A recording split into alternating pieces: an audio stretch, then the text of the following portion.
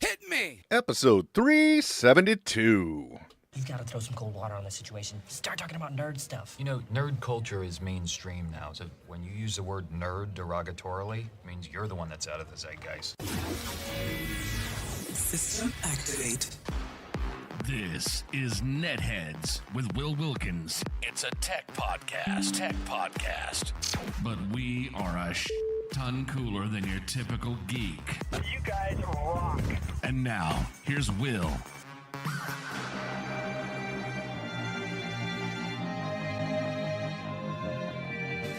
No one listens to the radio. I wasn't even listening. I was listening to podcasts. Podcasts are great. Radio's boring. Well, hello everybody, and welcome to another edition of NetHeads. I am Will. And I'm Tony. That's right. You are. Oh, late to the button. Never gets old. Actually, no, it was hecka delayed, and I don't know why, but that's okay. So am I. Welcome, everybody. New edition of NetHeads. Hope you're doing well on this Thursday night if you're watching live or listening live. Or, you know, if you're listening after the fact, happy day to you. Tony, for those that do watch the video, they'll probably notice, actually, you look amazing and stunning right now. Thank you. I appreciate that. I trimmed the beard. Oh, is that what it is? No, No. Your color is better. Your the whole image quality is something to be interesting. I don't know what that means. Yeah, to be interesting. I like it. It's a good phrase. No, so I am now using my Nikon Z30 as the actual source for the camera. I had the Logitech Stream Cam. At some point, I think I'd want to get the Elgato, the 4K camera. That way, it just kind of works with the prompter. But this has worked. This is great. I spent the time. And of course, for those of you who don't know, because you weren't with us, Will was so gracious to hop on earlier and actually help me, figure this out, because I have to run OBS and do a delay on my audio, because when you do 4K capture with a mirrorless camera, it causes issues. And so I'm seeing myself in like a little bit of a delay, but as long as it looks good for you guys, that's all that matters. Exactly. And it does. So time well spent, and appreciate you putting in the extra effort. I know when I switched in here from a webcam over to a DSLR, first of all, we cannot speak highly enough about the company Elgato, because they really have done something to they decided, you know what, we're going to focus on streaming products, and we're going to focus on making quality streaming products, and they really have, because my camera comes in through a USB video capture device that is just, it's a stick. It's about 3/4 the size of a Fire TV, and it's amazing. But you look great. Now, other than your audio sync, was there anything you had to do? Because I know for me, it was a learning curve finding just the right lens and just the right exposure and all that jazz to get it dialed in. Like, were you dark at first? Well, it's kind of funny. So first of all, the Nikon Z30, it's not a perfect camera, but it's a really good camera for streaming and for content creation. It's kind of how they market the whole thing. Mm-hmm. It's not great if you use the USB. It's probably this, if you use the Nikon web utility to do it as a webcam, it's probably the same as using like the Logitech Stream Cam. You're going to get maybe 1080p at 30 frames per second, but most likely you're going to get 720. Like you guys have seen on the previous episodes, it's more blur. So now you can kind of see more of what's going on behind me because of this camera. I didn't have to do a lot of changes to it. This is the standard lens that comes with it.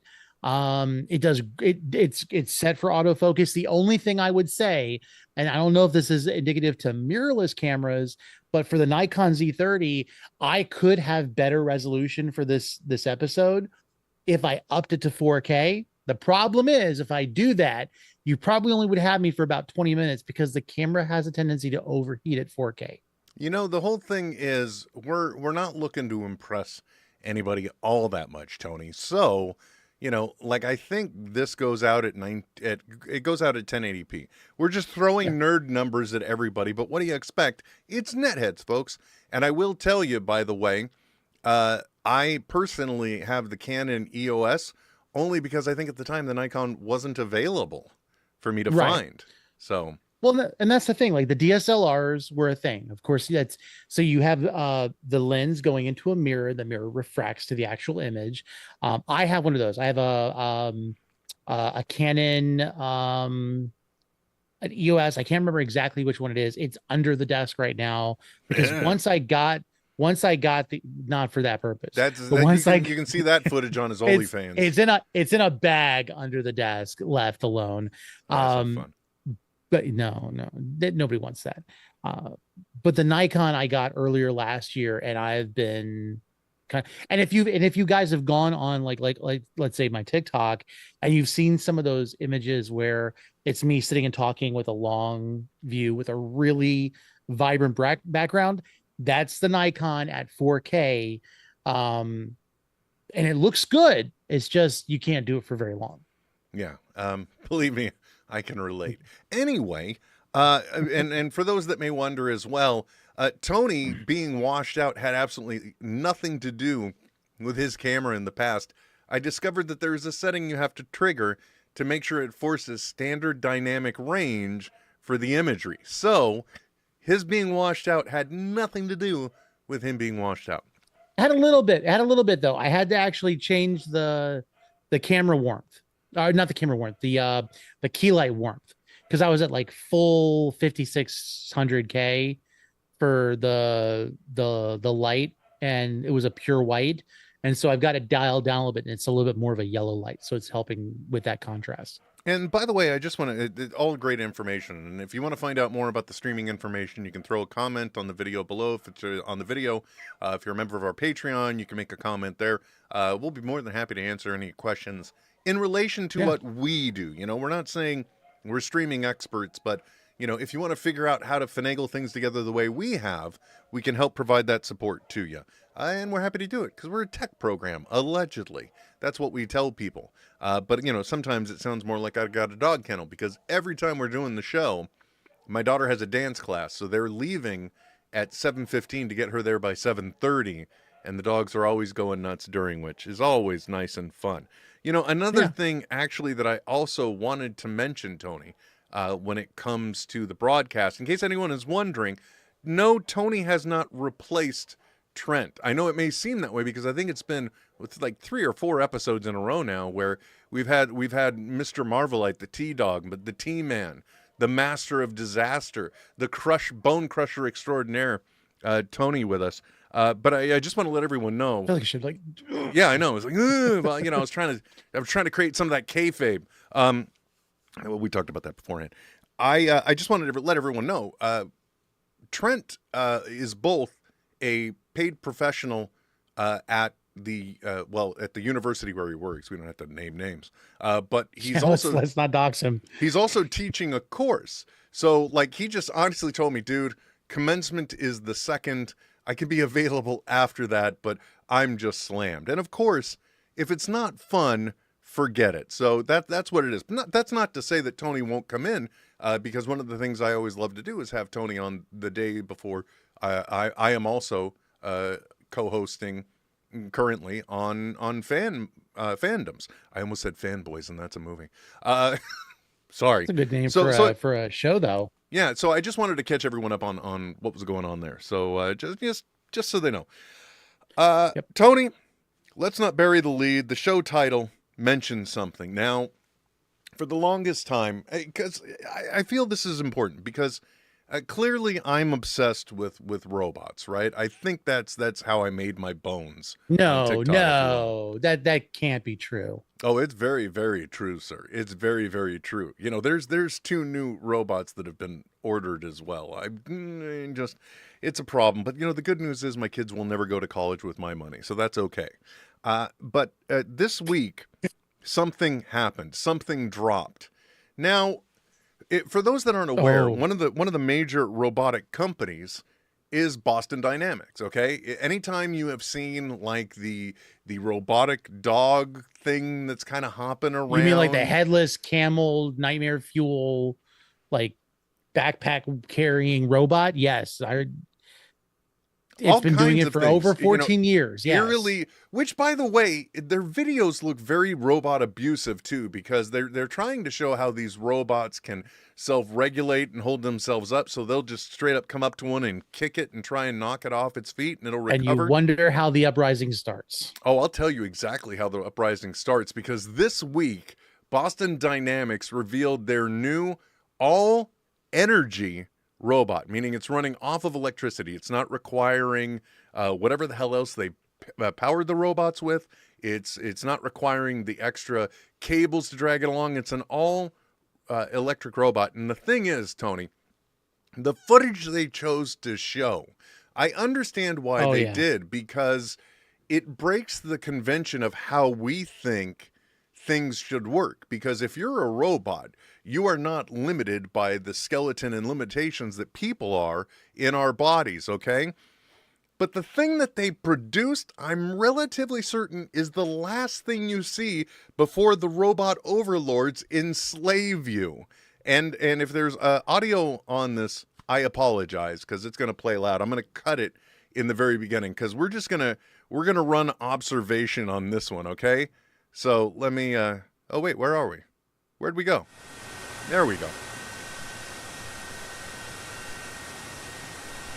There we go. Now the audio is killed. But look at this. Look at how this thing gets up. It just completely brutalizes its pelvis. Then the head turns around and look, this is the last thing you see before you die. This is a Cirque du Soleil, like, terror. Oh my goodness. Right? It's, look, man.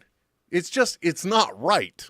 Okay? It is all kinds of wrong. Let's run that again. So you think you've defeated it, you're celebrating, and then suddenly the T400 gets up, doesn't care about how hips work. It literally looks like it's coming to kill you after this. There it goes. Robot activated. Hello. My name is Emilio Montoyo. Prepare to die. Does that not like hurt? Like, just, I'm having phantom groin sympathy for this thing. I mean, kind of, yeah. You think, oh man, I don't think the back is meant to move that way, but it's just, what the hell, guys? If you, I understand featuring how, you know, the common conceptions of movement can be challenged when all you have are servos and joints, but this, I mean, what's the name of the big bad robot in Thor? What is the name of the thing again? Oh, the Destroyer? This looks like the Destroyer's goddamn cousin, is what it looks like. It looks like... I'm going to say this. The only thing I'm surprised about with all of the stuff that they're doing with these robots to make them like so versatile, why limit it to only a front-facing camera? Why not just have the same thing on the back so that the head doesn't even have to turn? Because they want to give us a little bit of the uncanny valley, and they want to give us a deep feeling of fear. That's why. Boston Dynamics one day will digitally enslave us all. I'm just putting it out there now. And you know what? They're going to come for me first for all that robot shaking I was doing. I'm telling you that right now. I'm doomed. I am doomed. I am doomed. I need to start making up with my robots. Been talking. Huh? They've been talking. Yeah, the word is out. I'm telling you right now. Boston Dynamics has got me on a bulletin board with the target symbols drawn all over me. I'm doomed. But anyway, I just wanted to share that because anyway. it is just it's pure nightmare fuel. This is not good marketing, people. This is not good marketing. The way the legs come up and over, and then it pivots up. I just don't. I mean, the only blessing is it doesn't appear to have hands. We've talked about AI taking over writing, video, art. There's been arguments about like with artists being dead. They've brought back George Carlin as a comedian. Oh my God, dude! I feel like this is like saying, Cirque du Soleil, we're coming for you. Okay. Yeah, I could see that. Well, you know, it that kind of already exists. If you've been to Disneyland or Disney's California Adventure and you visited Avengers Campus anytime since, reopening after the pandemic, one of the things that they have is I don't want to call it a full-on robot, but there's a part where Spider-Man swings over Avengers Campus as part of the effects and then comes back down. Yeah. And that actually is slightly robotic. It does adjust itself. Right. It can make poses and everything else. It would be amazing, as a practical effect for motion pictures as well. But so they've already got that. But one of the things that you hit on about AI, I don't know if you heard about this. This is the saddest statement I think I've ever heard. So the family of George Carlin sued the people that did the AI George Carlin comedy special, right? And one of the things they said is that, the AI is replicating the voice and came up with the material. Now, now the family, Kelly Carlin, actually, who I know, they won their lawsuit against the company. And I don't know if they just full on injunctioned it and it's not available anymore. But the materials from that case, they're public because it wasn't a no non-disclosure settlement. They actually had to disclose, the company that did this, I can't remember the name, that it was actually one of the guys that wrote the material, which actually makes me feel better because in a way AI still has a chance to be funny because there's no way that special was. The material I heard was terrible. It was absolutely horrendous. So but I guess that's probably got to be really embarrassing for them too, just because it's like, okay, well, they got exposed. They didn't think people were going to get upset about that. I mean, come on, especially the family of George Carlin. Yeah, man. I don't understand what drove them to do it, but I think they had done something else that was similar, where the AI did put together an act of some kind. I can't remember what it was, but that was an interesting revelation as well. It made me feel better as well because George Carlin is one of those comedians that was a very rare mind and a breath of fresh air, and always the thing is he used comedy, but he was always actually making very good, solid public commentary that a lot of it still holds true today. So a tip of the hat to George Carlin. Now, Tony, I have a question for you before we get into the rest of the show stuff. For those that may not know, tomorrow is your birthday.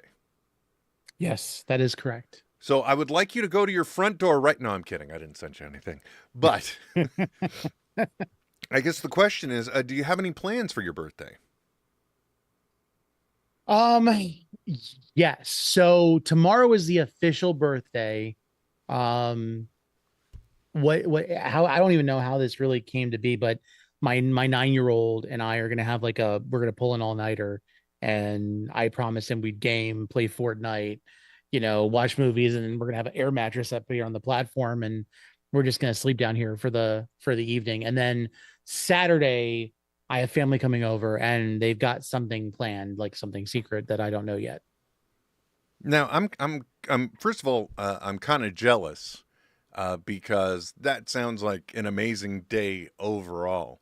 Also, sounds very familiar because there are many weekends where my daughter and I, my youngest, not my 20-year-old, but my youngest, we always camp out downstairs on the weekends, which is really great because, my wife gets the bed all to herself during that time. So she really looks forwards to the weekend as well. But one of the questions that has come up as well, first of all, a wonderful plan. I will be spending the day after your birthday at the Alameda County Fairgrounds because the people that did CorgiCon, which is just a gathering of corgis, they're having StumpyCon. So they're having a celebration of all little legged dogs, if you will. So, there's going to be dachshunds running around and all kinds of madness.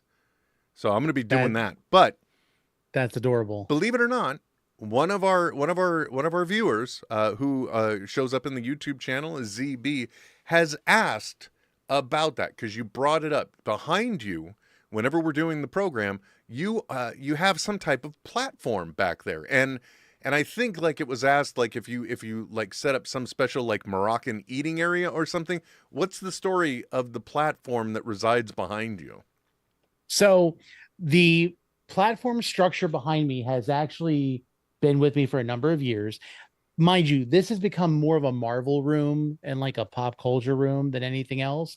It was the original intent was this for to be a theater room and have people over. I used to have power recliners that were where the couch is on the other side of the glass display case. And then the leather couch that's now there was up on this platform. And I built this platform off of some crates for, it was like refrigerator crates that I bolted together, added like support to, and then I padded and carpeted it.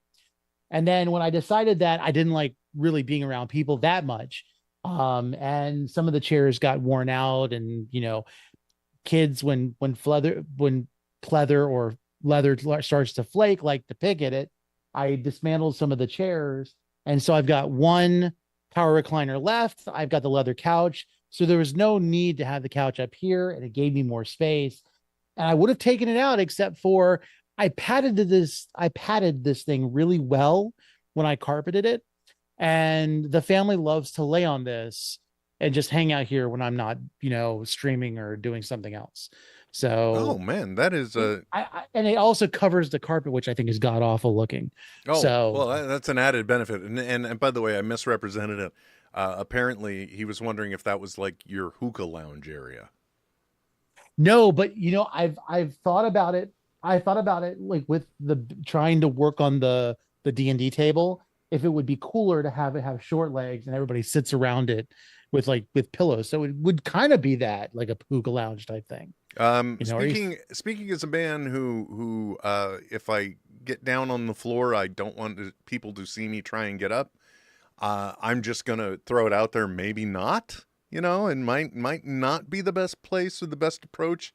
But then again, being able to kick back and lay back for hours of a campaign also sounds inviting. So Yeah. Well, I'm half Arabic too, so it kind of goes with the territory. I think it's one of the few things I have an urge for, along with like really salty stuff. very So, good, very good. yeah. I fully support and endorse that. I'm Will Wilkins. I approve that message. Tony, you gave me homework last week, and I got to tell you, I have. Well, let me give you a hint. Now, for those that don't know what I'm talking about, I think it was decided on the show that I was going to bite the bullet and finally start watching X-Men 97 on Disney Plus. Okay, I think that was our agreement, correct? Yes. Okay, so just so you know, Tony, last week's episode of NetHeads officially published last night. If that gives you any indication about the amount of free time that I have had. No, that's completely understandable. So no, I have not watched it yet. So the big question, without getting into any spoilers, that I have to ask, just so that I can at least be aware, after last week where characters were lost, trauma was introduced, etc., how was this week's episode as a follow-up?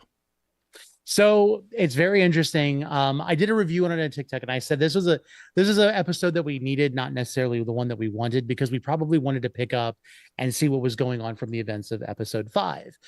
This actually picks up and continues on from episode, I believe it's 4, which is the death episode, which involves a character who has lost their powers and is trying to regain them back. That's all I'm going to say about it. There is also an introduction to a character that we did not expect to see. And honestly, I get why they did this episode as a follow-up to the last one, because now when this character gets involved, there is going to be a lot of fallout, I believe, for the character seeing this individual, and especially after what they just went through. So it's definitely getting interesting. I think they're building up for something really good for the next episode.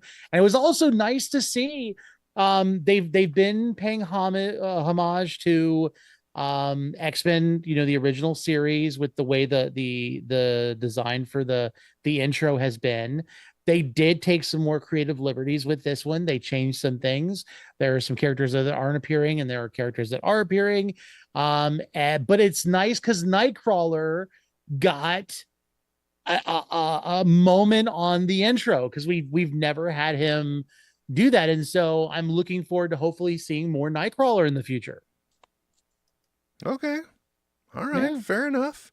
And then you spoke in clouded enough terms that we have no idea what actually is going on. So, spoiler-free zone here, everybody. Very well played. Yeah, I don't want to do that. I want you to be.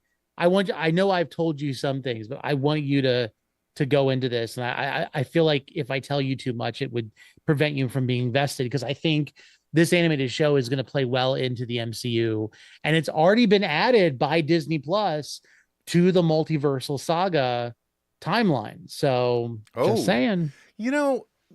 It's kind of funny the way that they have been playing with things in regards to, of all things, a streaming app. But it's true, because we've been able to, certain things when we might have questioned it, have now kind of become canon, like the extras that were on some of the DVDs in the past, like the one-shots type of things. They've now molded them into the story. Or right before Shang-Chi, they suddenly released like Hail to the King on there, so that way we could understand what's going on with Slattery. And I'm still holding out hope, my friend. I will not let hope die. I'm still holding out hope that we will see, because it's the perfect time now. Slip Agents of S.H.I.E.L.D. into the multiversal saga area.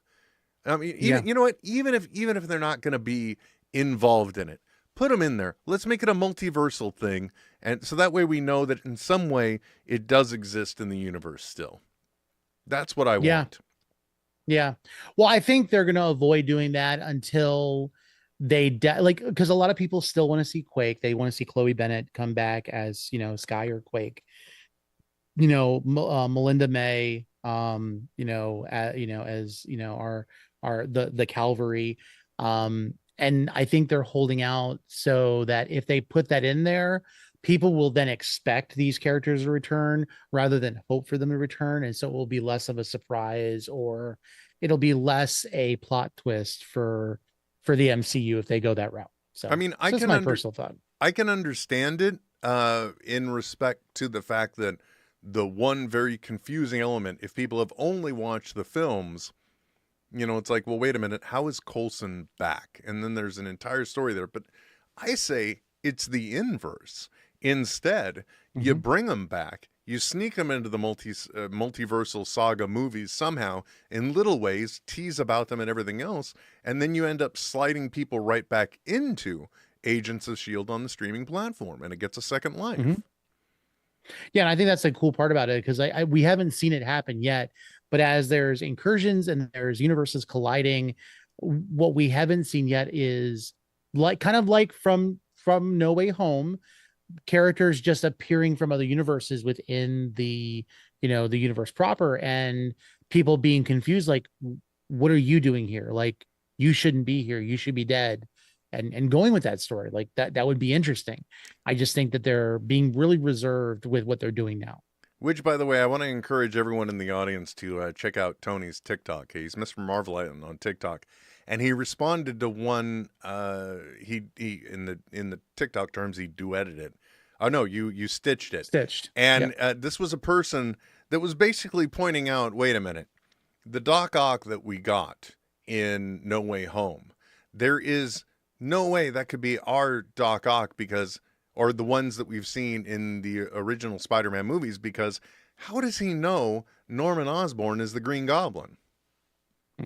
Right? Yeah. So I encourage people to go check out that video, because it brings up a very salient point. And you also brought up something about confusion, Tony. And I got to tell you, when it comes to confusion, I think I have unlocked the secret for ending some of my confusion. It's no mystery. It is no secret, Tony, that I'm a slightly bit of an older individual. Okay, obviously I've been getting there with you. Yeah, I've been. Well, you're never going to catch up. That's the thing. I'm always going to have. Let's see, a 12-year and some month boost on you. But one of the things that I have noticed, I'm telling you right now, the adults that came before us, Tony, they just didn't tell us the secrets. they didn't let us know just how bad it gets when you get to a certain point. You know, like one of the things I miss the most in life is a solid night's sleep. The second thing I miss the most in life is having a super focused, clear mind. And I am not kidding you. I am not kidding you at all. One of the things that I have done, if you're wondering how it is that we're doing this podcast at 7 o'clock at night and I only had 6 hours of sleep, how I can be so on point, it is because I have found one of the best enhancers to coffee out there. And I'm not kidding about that, because this morning I was drinking my coffee and then I said, you know what? I don't have a magic mind yet. And how do you get a magic mind? You drink a magic mind shot. And one of the things that I found is this amazing blend of ingredients and natural stuff. If you have this shot and then you take a sip of your coffee, that tastes amazing too. But most importantly, it's got the ingredients in it that will go ahead and help boost your energy without giving you the jitters. It will also help you have greater focus, mental clarity. I have been, for lack of a better term, just slaying at all the tasks that I'm having to do, which is good because I got so many of them. And it's the ingredients in Magic Mind that are helping me to do it. Now, have you heard about Magic Mind other than me mentioning it here? No, actually, this was the first place I've heard about it. I've heard of other things that have promised this idea of clarity and, all natural focus. And honestly, you kind of wonder sometimes if they're even effective or they're, even what they claim to be. I don't blame you, Tony, because like one of the things, I got to replace my air conditioner, and they asked me, well, do you want this this device that ionizes the air so that way it can help take stuff out of the air in your filter? It'll help it clump together in your filter or catch it. And I'm like, you know what? Is it real or is it snake oil? Well, let me tell you something, guys. First of all, I would not bring this up if it was snake oil. Not that I'm saying it's an ionizer you put in your air conditioner. I don't understand the connection. Roll with it anyway.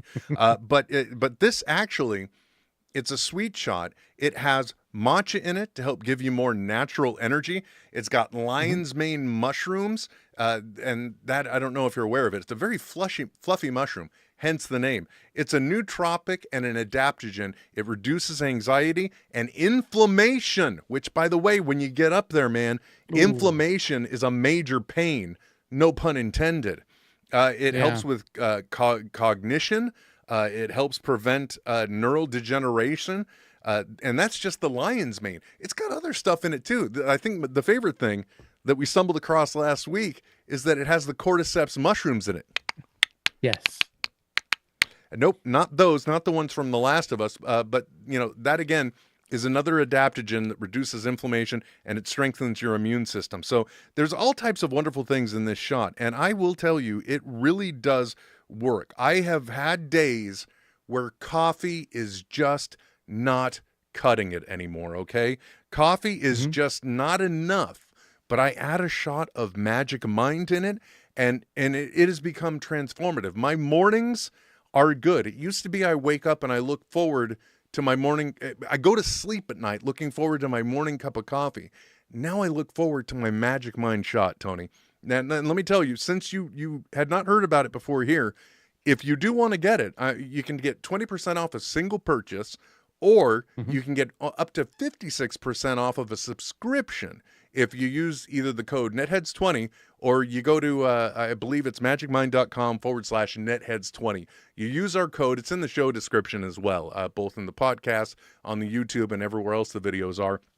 I highly recommend this, man. I am not kidding. And I was so pumped when not only did I speak well about it, so well, they sent me another additional 15 days supply. So I will have, by the time we are done talking about it, I will have had 30 consistent days of Magic Mind. Well, almost, because I'll tell you what, I skimp on it on the weekends. And you know why? Because I don't want to waste it. I want it when I need it. That's what I want. Now, I'm kind of curious. Does it take, like, let's say it's the first time you're getting, are you going to find benefits with that first shot? Or do you, now that you've done almost 30 days of it, are you seeing that the long-term use really helps keep kind of building momentum for you? Oh, yeah, definitely. I feel that there have been consistent improvements. By the way, it's magicmind.co/netheads20. Or /netheads20. God, I always date myself by saying that because there is no such thing as a forward slash. It's just a slash. Backslash, yes, then slash. You back the slash or you slash. You don't forward slash. The slash is non-directional, okay? And I'm not talking about slash from Guns N' Roses. I'm talking about a character symbol. But yeah, I feel, personally speaking, even those days where I do not take it, I still feel I have better cognitive abilities. I have better recollection. I have better cognition, and I'm just, I'm happier. I'm not. I know it's crazy to say it, but I'm happier. So, guys, like I said, the link is in the show description. Go to magicmind.co. You can either use the code netheads20 or go to magicmind.co / God, I'm never going to stop. Netheads20 to check that out. But really, this morning was the first time I had the shot and then a sip of coffee, and I was like, oh my gosh, not only is the shot sweet, but then it adds an extra sweetness to my sip of coffee. So now I'm almost wondering if I'm just going to be sipping two things at once just to get that kick, and that wonderful taste boost.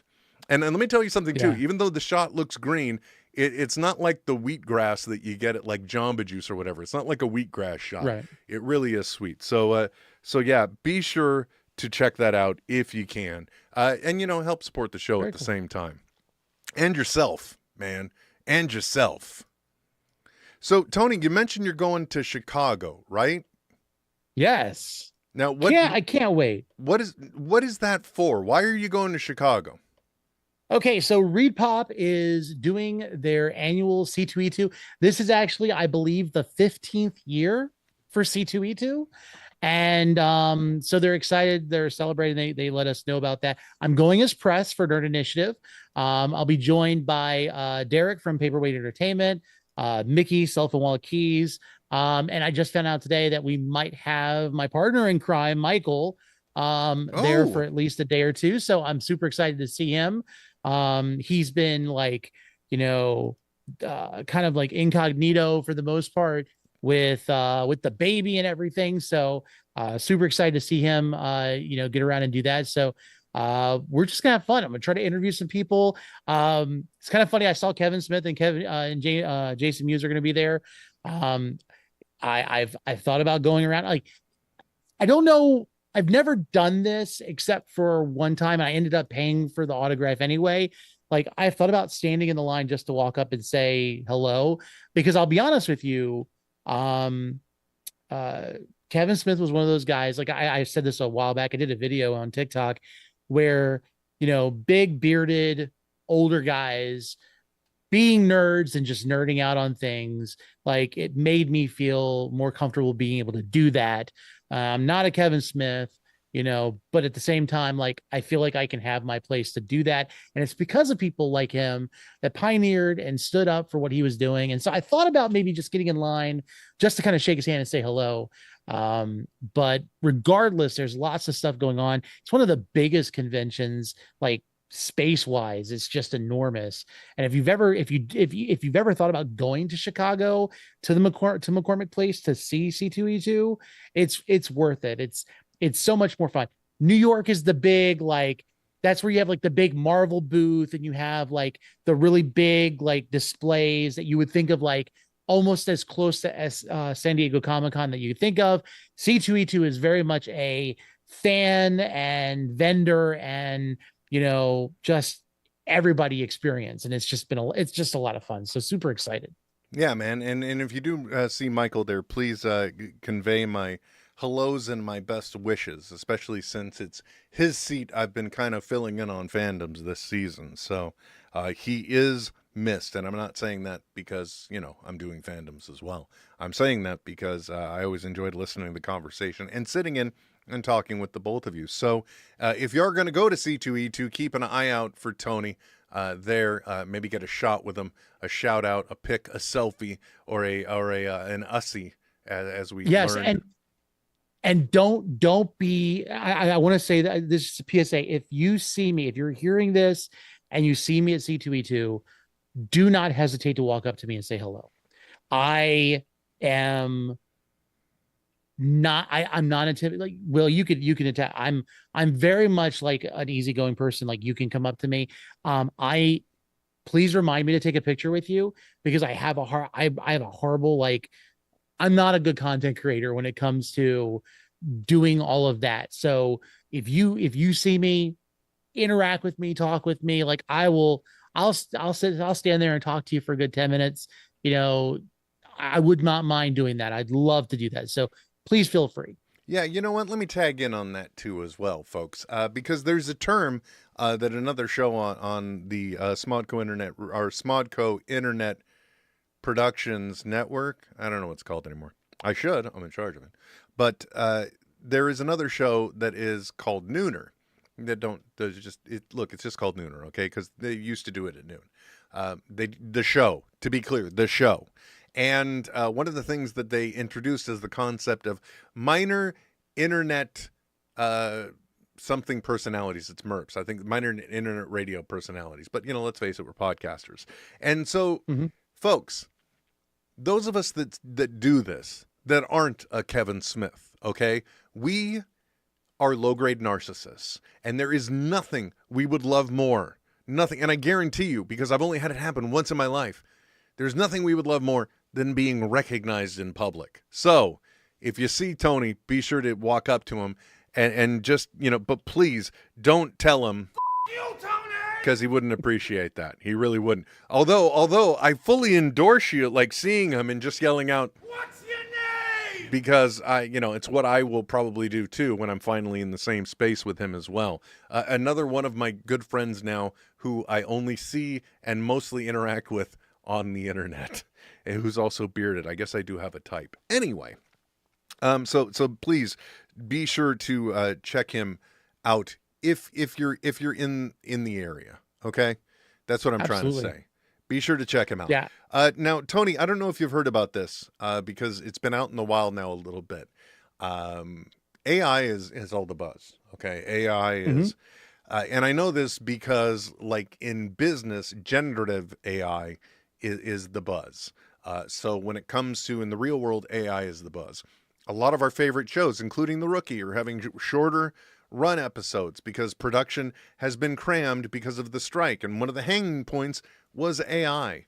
There is a digital tool, a digital device, a multifaceted operational unit that you can wear on you, and it is called the Humane AI pin. Have you heard about this?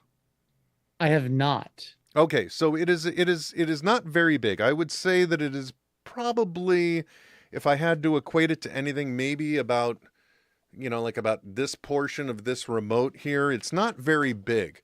But the interesting thing that it does is it's like a digital assistant that you wear, but it is also AI driven. So you can ask it to describe the area to you. You can ask it to translate your words for somebody else in another language. It does all these things. Is this thing like orange or red? No, I think it could be many colors. I know I've seen white mostly in use so far. Okay, I've seen something similar to this. Okay, I may have actually. Okay, that makes more sense. Yeah, and one of the things I will say that's kind of cool about it is that it also introduces the concept of a menu system if you're going to use it as such, to where you can use hand gestures to scroll through and select things, and it projects using a laser the menu onto your hand. And naturally, as a guy that jumped at Google Glass, as a guy that has Amazon or Echo frames just to the right of me right here, obviously it is something. I'm surprised there hasn't been an intervention, because clearly I'm a technological addict. Okay, I'm a technophile. Okay, but I don't want to do inappropriate things with the tech, but still, obviously I have a problem. And I was very tempted, very, very tempted to get this, because I think you can also take, I think you could take pictures with it. I think you could take calls with it as well. But now it's been out in the wild, and just like the Apple smart goggles, what is it called again? Vision Pro? I don't remember. The Vision Pros, yes. So, Vision Pro, everyone was super excited to get their hands on it. They were excited to use it. A lot of people started returning it because it's too damn heavy. the Humane AI pin, now that it's been out in the wild, it was one of those things that created a lot of buzz. Some good, some bad. The early buzz that was good was all the things that they could do with it. The really bad was the way that they marketed, because it was like I saw several videos where they were dissecting exactly why. It was it was a terrible first marketing video that they put together. But neither here nor there. So now that it's been out in the wild, it looks so cool, but I held back, and sure enough, out in the wild now, you're starting to see articles like how it easily overheats to the point where it gets too hot to use. And I think the latest article headline I saw is that the Humane AI pin is set to unimpress. So not going well. Personally speaking, I still believe in wearable technology. Okay. Part of the reason why I loved Google Glass was the idea that no matter what, you didn't have to lift anything up to your face to receive the notification that you're getting, to get the information that you want. It's all right there in your field of view, so you don't have to look away to see things. The Humane AI pin used voice in order to do that, but it does seem clunky. Personally speaking, I really hope that we do kind of get to a point where there is some type of visual breakthrough, where they do come up with something similar to like the concept of the Ray-Ban smart glasses that Meta, I believe, partnered with.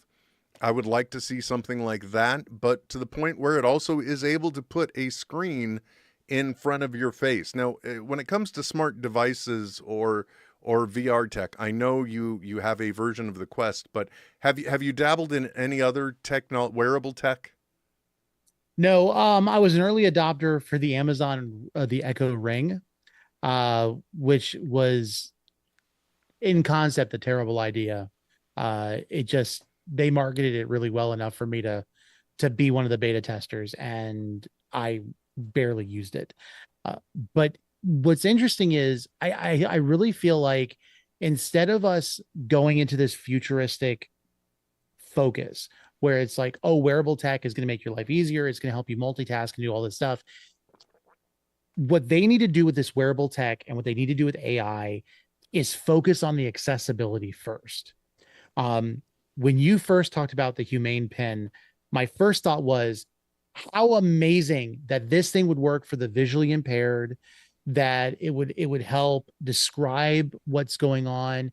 It would give a precursor for someone that is blind or has, legally blind, a diagnosis or disability, to be able to interact more with the environment, to also be to function for, let's say, the hearing impaired, because a lot of devices like hearing aids now have Bluetooth in them, and you can hook them up to your phone, and it does different things. You can hook up your hearing aids to your television, have this thing to your device where either it gets sent in so that they can understand what people are saying, or it has some way to take what someone's saying and then convert it to text so that the hearing impaired person can read it on the screen. Like, those are the things.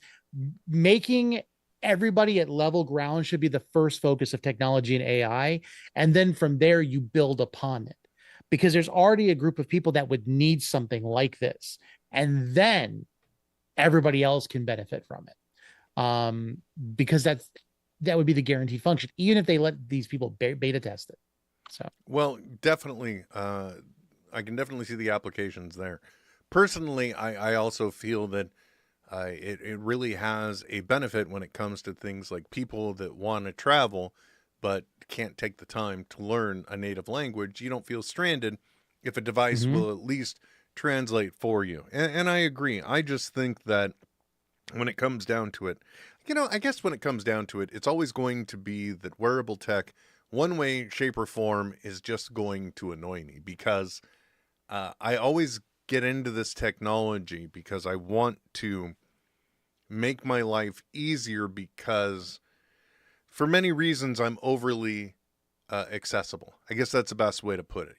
I have my main job. I have several side hustles, and the side hustles when people need to get in touch with me, I provide a certain level of service, so that way I make sure that they get a response as much as possible in real time. What I know, however, though, having had a Pebble and now I had an Apple Watch, is there's a certain point where notifications change from being beneficial to just being god awful annoying. Okay? Yeah. Because I literally will now get to be in a bad mood when my watch vibrates. You know what I mean? Like right now, I'm getting notifications that my grocery order is ready for pickup, and I just want to throw my watch out the window. I just want to throw it out. See, that's funny because I don't have that problem. Like, I'll be honest with you, the worst function on this thing is a walkie-talkie, because it, like, we upgraded, because I originally had the Apple Watch 2, and then I think this is the Series 7.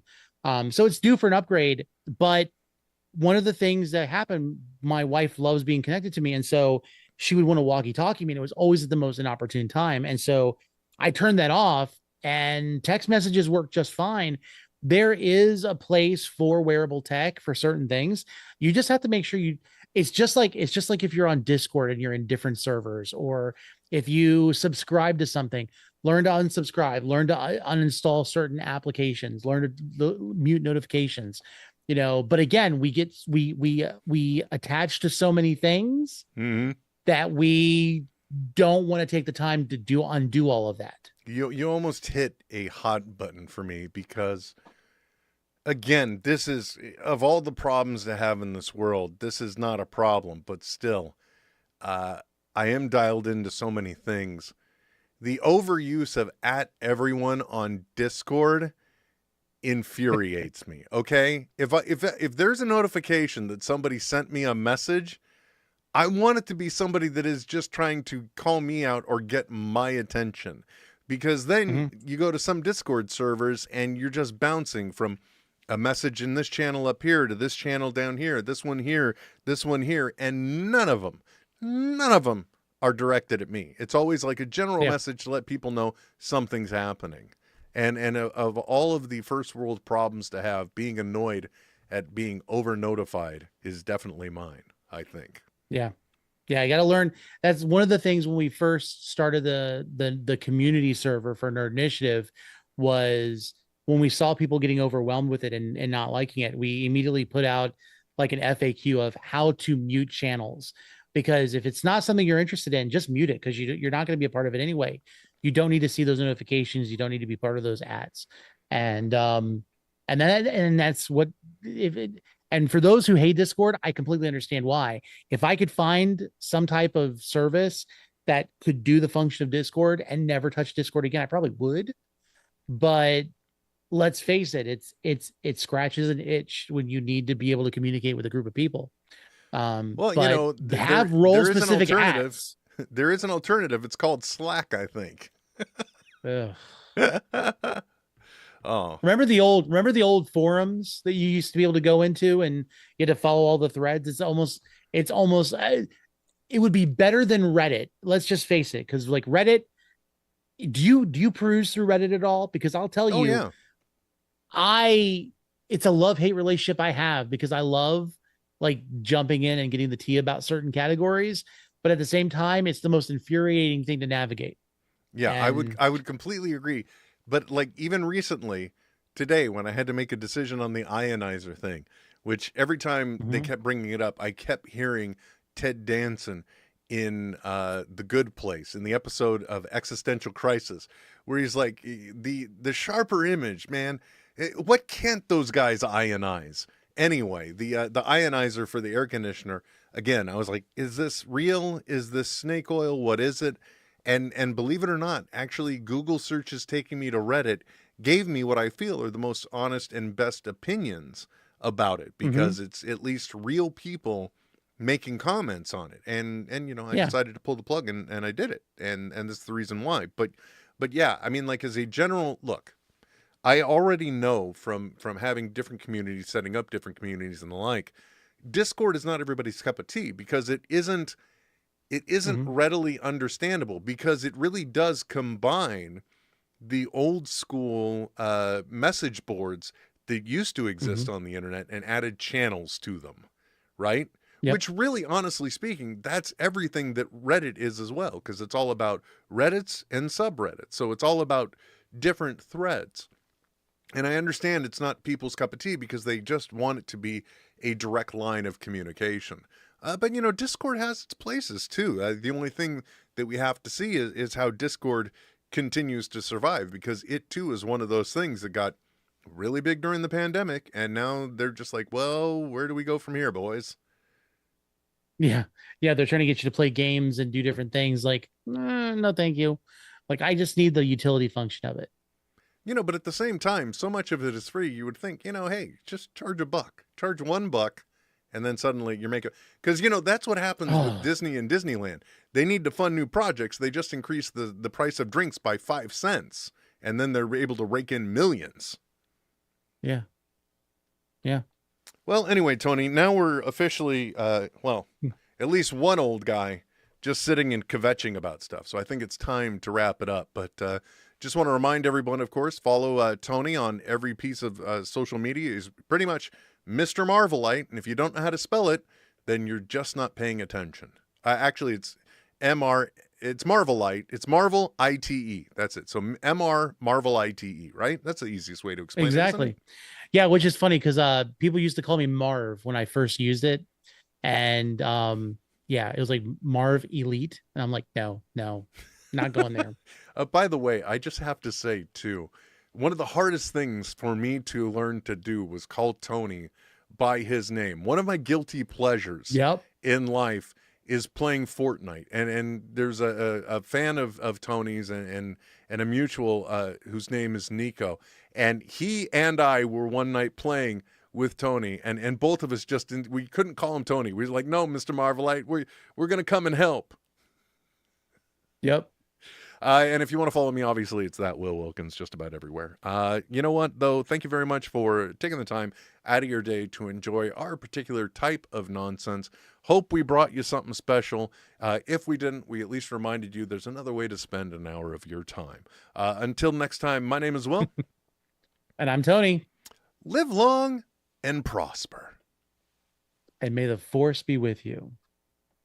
No one listens to the radio. I wasn't even listening. I was listening to podcasts. Podcasts are great. Radio's boring. That's the wrong button. NetHeads. We'll be back soon.